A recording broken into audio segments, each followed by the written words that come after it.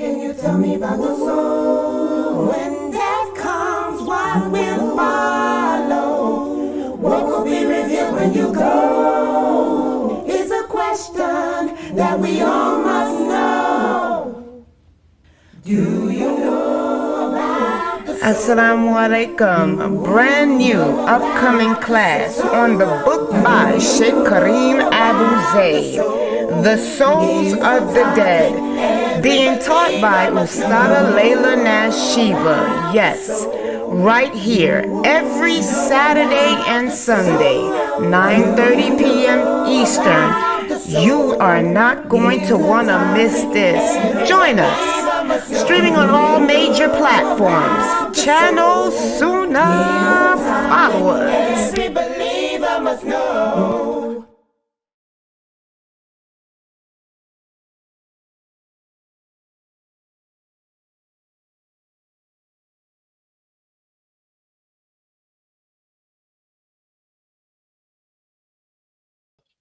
Last time we met for this class, which was last weekend, we covered chapter 2. Chapter 2, we answered the question, do the dead remember their lives in this world? Yes, they do.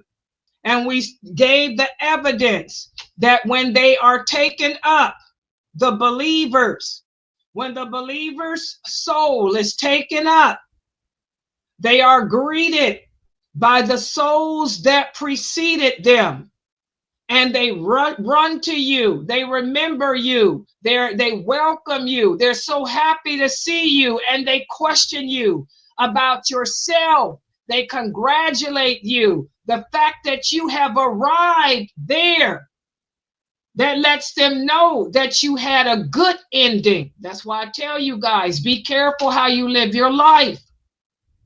You had a good ending.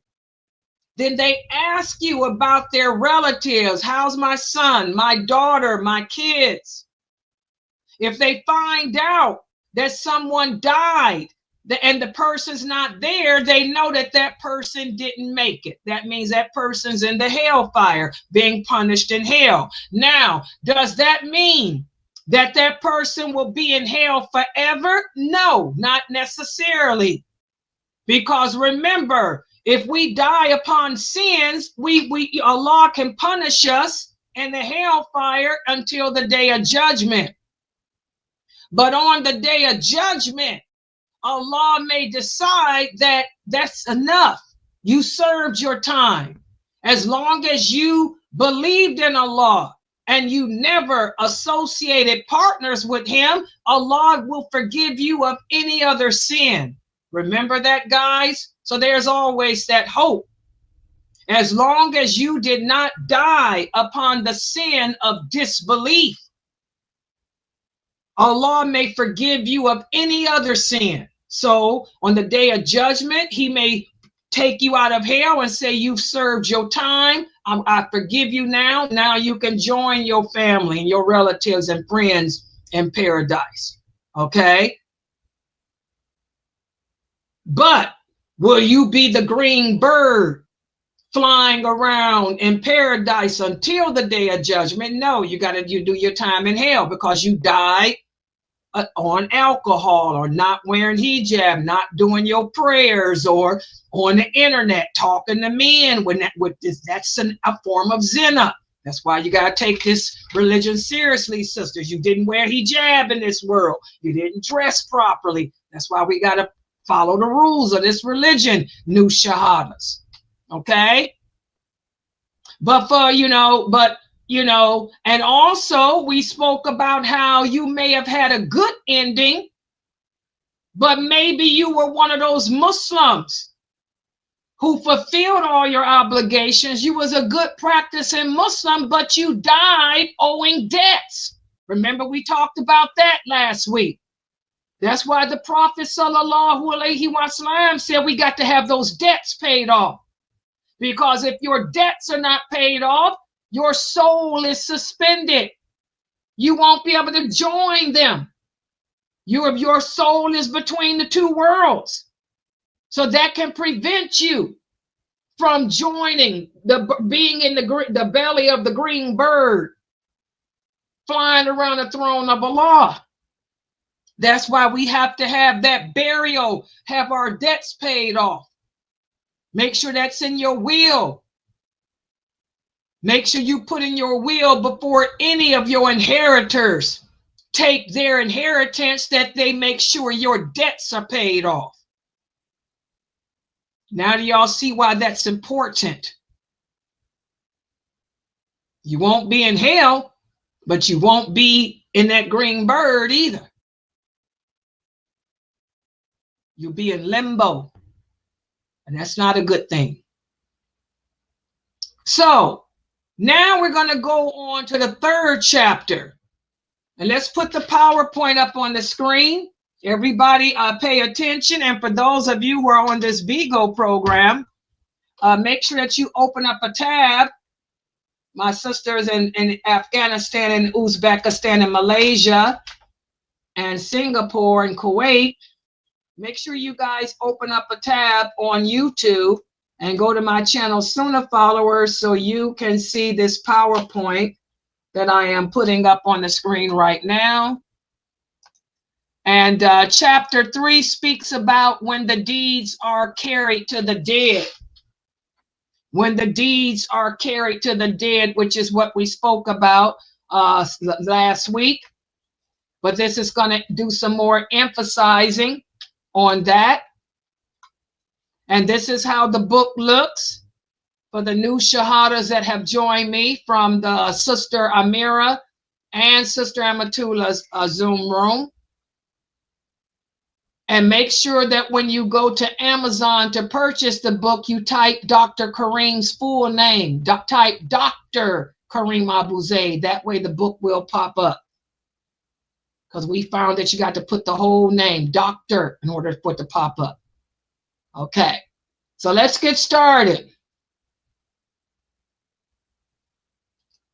And we start off with this hadith here that Dr. Karim gives of the hadith of Abu Darda. May Allah be pleased with him. You know, when Abu Darda, who was one of the original companions, when he learned, because remember we talked about how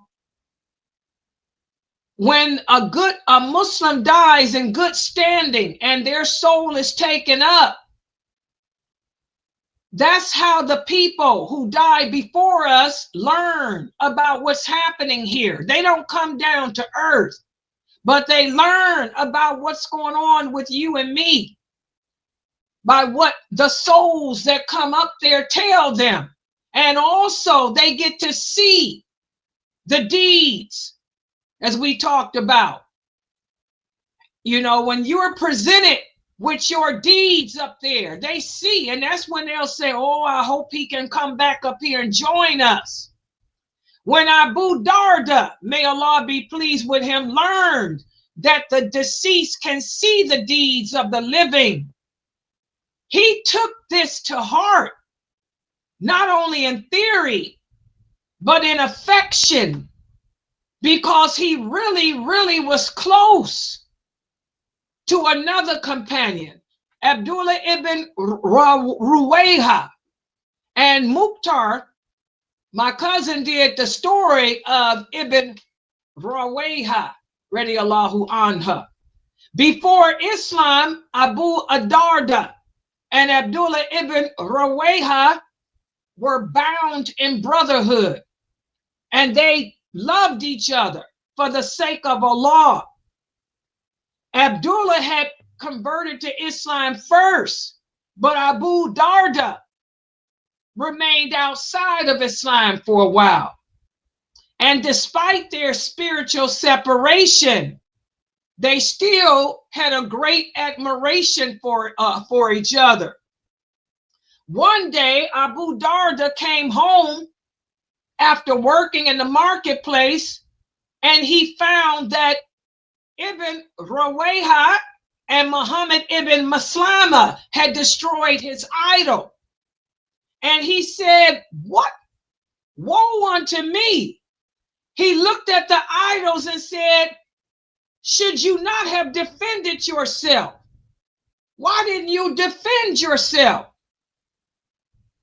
And that's when his mother intervened and said, if it could have, it would have. And she reminded him that idols cannot save or harm anything, that only Allah has that power. She reminded him of something that we Muslims today in 2025 seem to have forgotten. And that is that there is no power and there is no might other than Allah. And when she reminded him of that, it pierced his heart. And that very day, Abu Darda purified himself. He put on his best clothing and he went to the Prophet sallallahu alaihi wasallam to pay him a visit because it made sense to him. And when Abdullah saw him, he said, oh, this is Abu Darda. He's come to join us. And the Prophet already knew. He said, I know. He said, he has come to embrace Islam. He said, because Allah has promised me that Abu Darda would embrace Islam. Okay? And subhanAllah, that moment spoke volumes. That moment spoke a lot of volumes. And Abu Darda was shocked because he knew then that the Prophet sallallahu alaihi wasallam had to be a prophet of Allah, because how else would he have known that he had come to convert to this new way of life? Okay? In fact, he never ceased to remember that. And he never ceased to speak of that, or to speak of that moment of his encounter with when his heart was touched by Allah and his encounters with Abdullah. He once said, I seek refuge in Allah from a day in which I would never, ever remember Abdullah ibn Ruwayha. In other words, he said, I hope that I would never, ever not remember him. He loved this brother so much. You know, he loved him before Islam, and he loved him even more after Islam. Okay, and he spoke about him all the time. Okay, so we learn here that the spiritual ties, our spiritual ties are even greater than our blood ties. And after converting to Islam, Abu Darda would always speak good of Abdullah and his devotion, not only to Islam, but also how he would fast all the time, pray all the time, okay? And he would always speak well of Abdullah. And the story of Abu Darda and Abdullah's relationship is a great sign of what true brotherhood entails. It shows how faith, belief in Allah transforms love, and how faith makes relationships, grow even beyond death, and how remembrance of the deceased can shape the righteousness of living. When Abu Darda learned, when he heard that the souls of the righteous may learn about the good things that we do, even after they're gone, when he learned that when the people we know die and go up there, if they die in good standing and make it up there, that they tell the people who left before us how we're living, that they share with them what's going on here. This really touched him.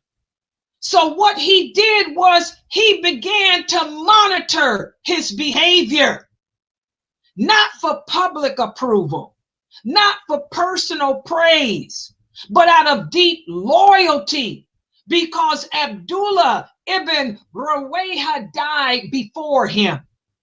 His best friend, this brother who he loved so much, left this earth. A lot of you come to me and you say, Sister Laila, my father died, my mother died, my best friend died.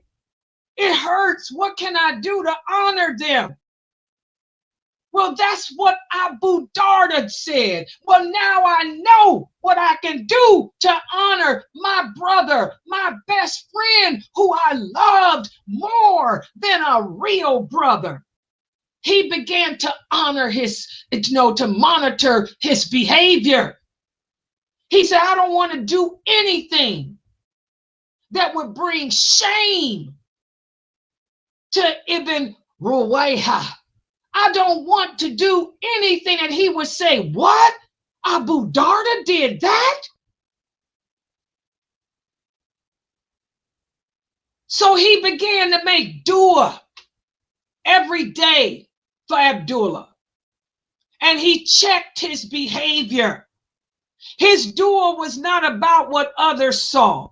It was about how his actions would appear in the unseen. He used to say, oh Allah, listen to his dua. Listen to the dua that Abu Darda, may Allah be pleased with him, used to say. He used to say, oh Allah, do not let me commit a deed that would disgrace Abdullah ibn Rawaha, radiyallahu anha.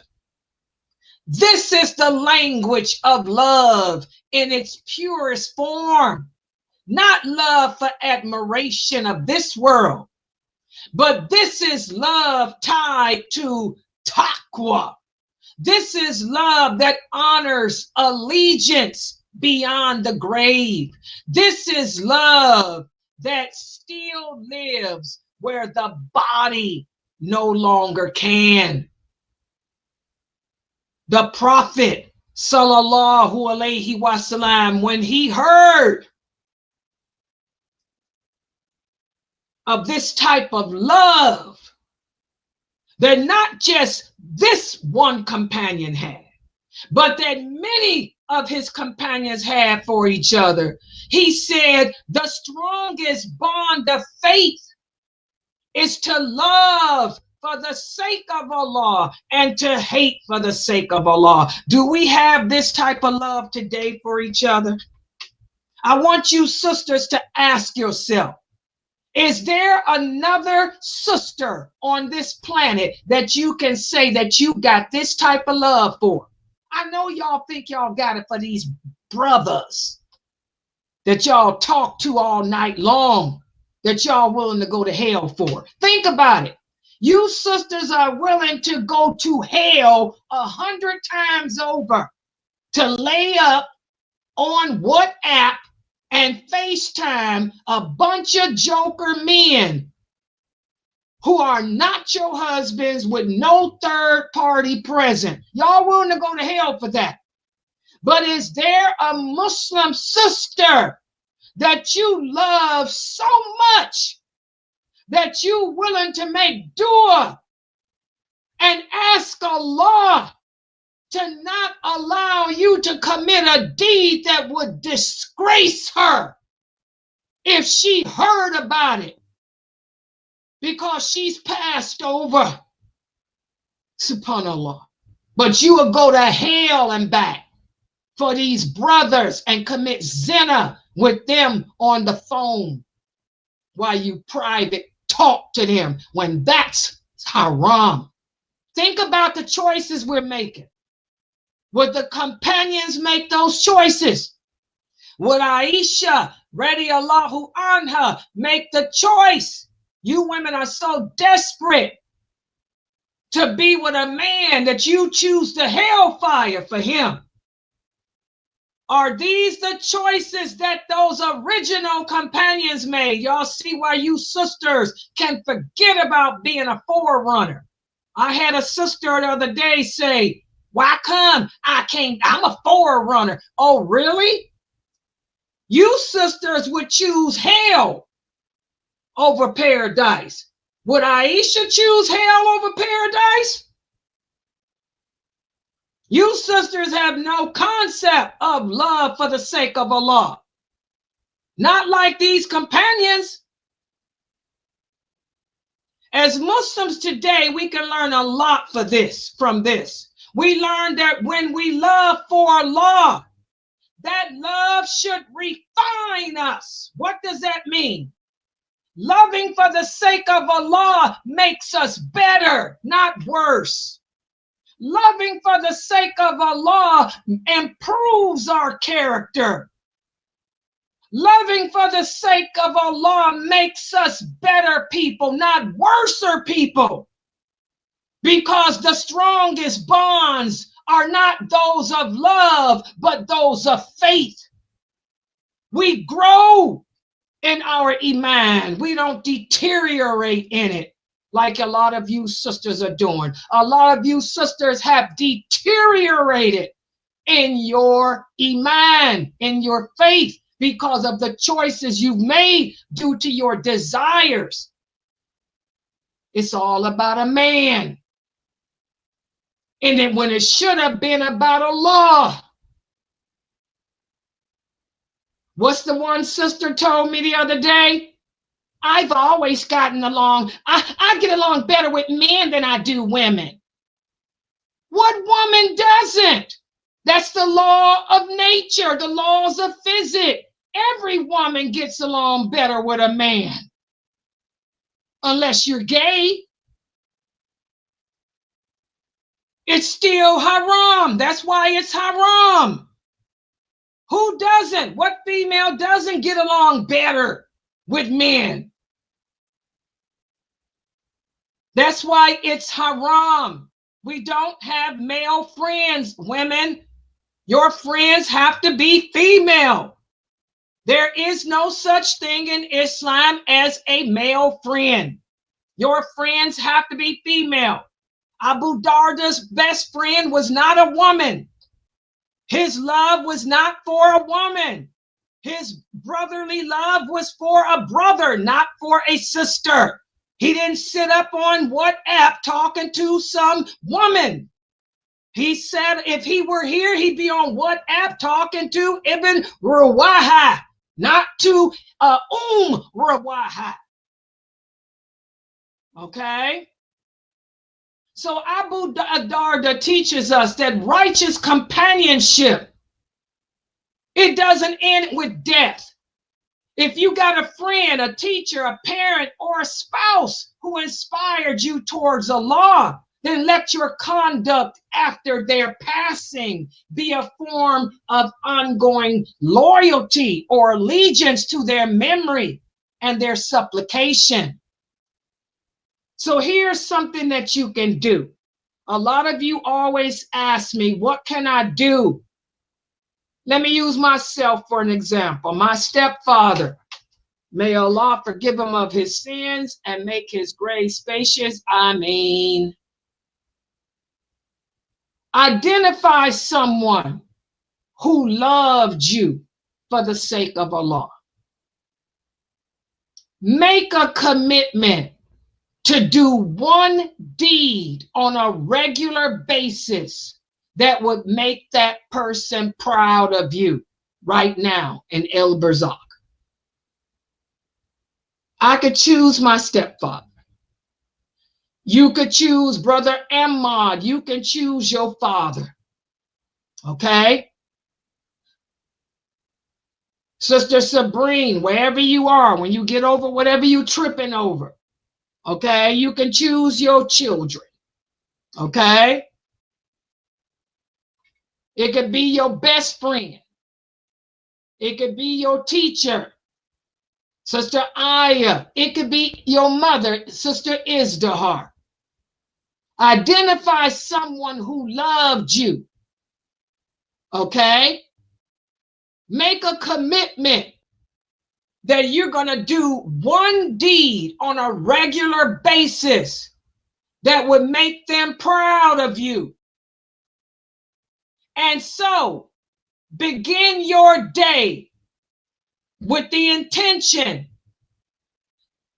let what I do today be a comfort to that person who loved me and has returned to Allah. Make that your intention. That whatever I do this day, whatever I do today, let it be a comfort to him, my stepfather. Let it be a comfort to Sister Izdihar. Let it be a comfort to Brother Bilal. Let it be a comfort to Sister Rashida. May let it be a comfort to Sister Elizabeth. Let it be a comfort to those who loved me and has returned back to Allah. Let it be a comfort to Melvin and Mike. I make that dua every day. And the people I just named, those are students from my website who's died over the years since the early 2000s. That's a dua that I make every day. Wallahi, when I get up, I always say, oh Allah, let what I do today be a comfort to Izdihar, Brother Bilal, Sister Elizabeth, Melvin, Mike, Sister Rashida. These are some of my students that I lost over the years. Okay? Because guess what? As we talked about last week, the angels tell them.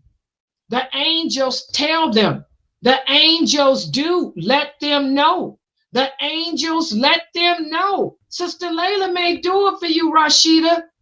Rashida's one of my students. You know, terrible ending. But they take that supplication to her, wherever she's at. I hope she's up there. You know, Layla's making dua for you. Sister Elizabeth, Brother Bilal, he was Lebanese, one of my students. Sister Izdihar was my right arm, my left arm. Fresno was my right arm. Izdihar was my left. Her baby's still here. She's become my left now. Okay?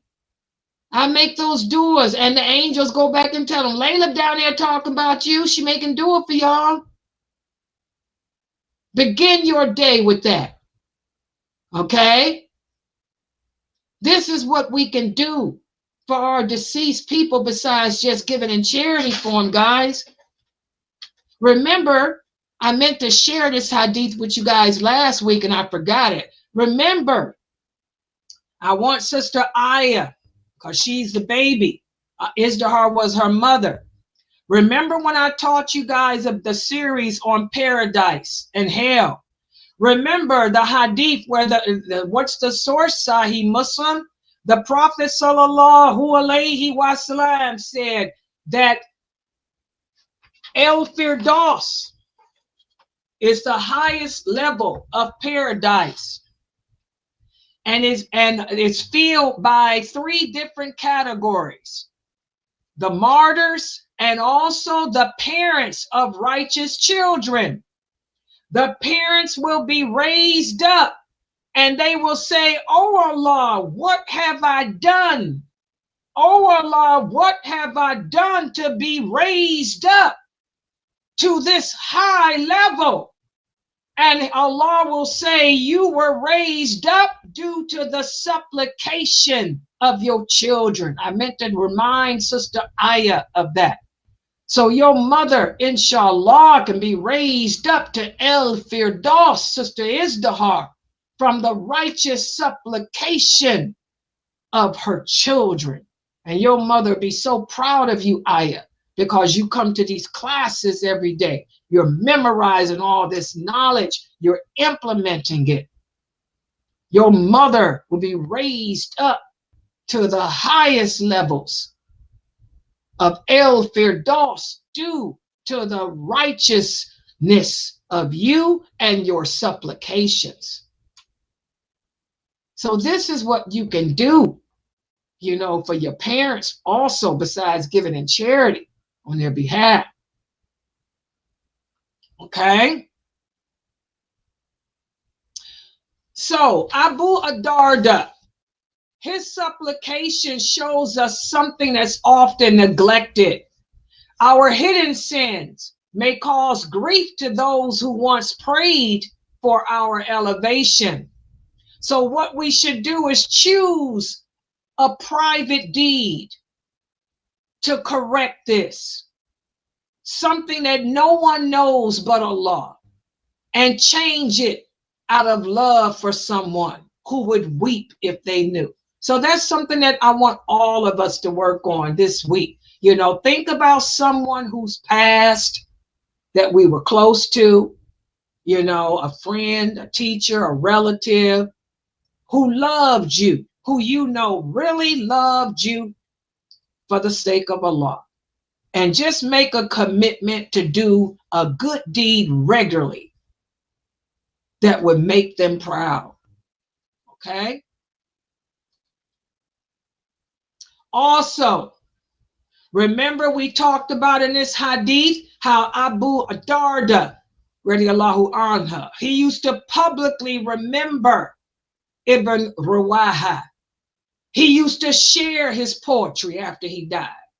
Okay? He used to share his worship and character. He used to tell the people what a good person he was, so that the hearts of the living would also love what the dead once lived for. So speak of your righteous predecessors. Speak about their qualities, their good deeds. Share their advice with your children. Share their advice with your students, your friends, your relatives. This is something else we need to do. You know, speak about the good things that person used to do, their good character, their good behavior.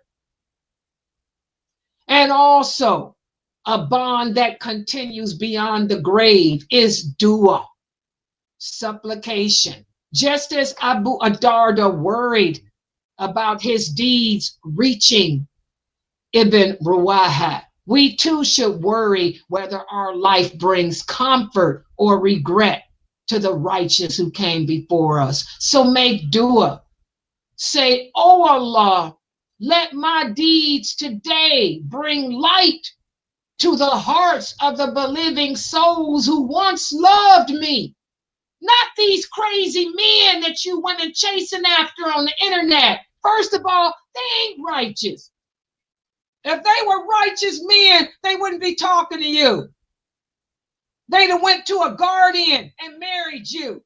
Because we don't court. By the way, there's no courtship in Islam. Don't you women know that? We get married. We don't court. The fact that these men are sitting up on the internet and they got 2, 3, 4 wives, they losers. Y'all know that. If they were real, they'd have married you. They wouldn't have talked to you on the phone, number one. They'd have went right to your guardian. They would never have talked to you without a third person present, and you'd have been married within a month. Within a month, period, dot.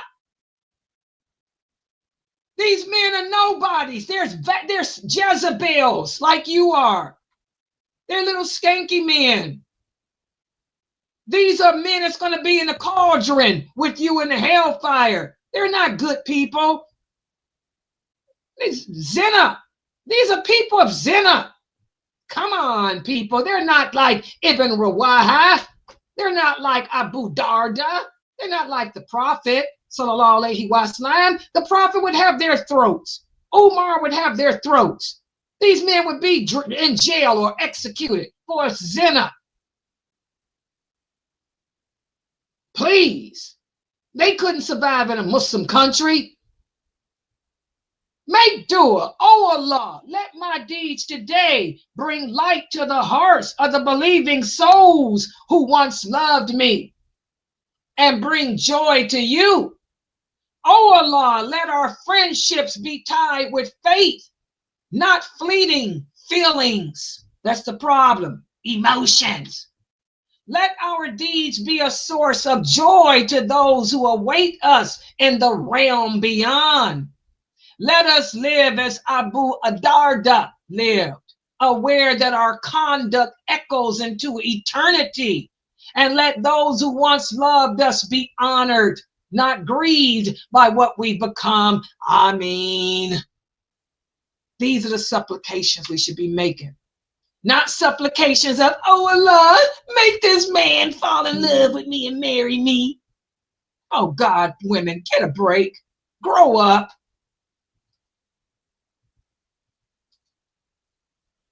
The deceased are not forgotten, nor do they forget.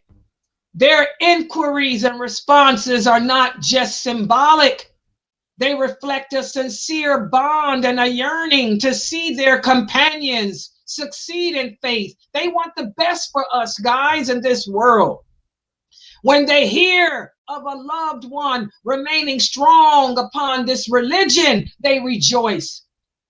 But if they receive news that we fail along the path, then they grieve over us. To Allah we belong, and to Him we return.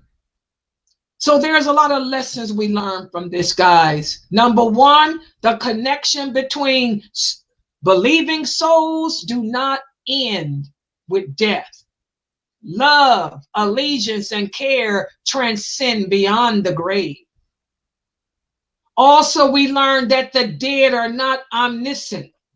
Their knowledge of the living is limited and purposeful, revealed only by Allah. The angels tell them of our supplications of them, and the dead who precede us, those who do make it up there, let them know what's going on with us down here.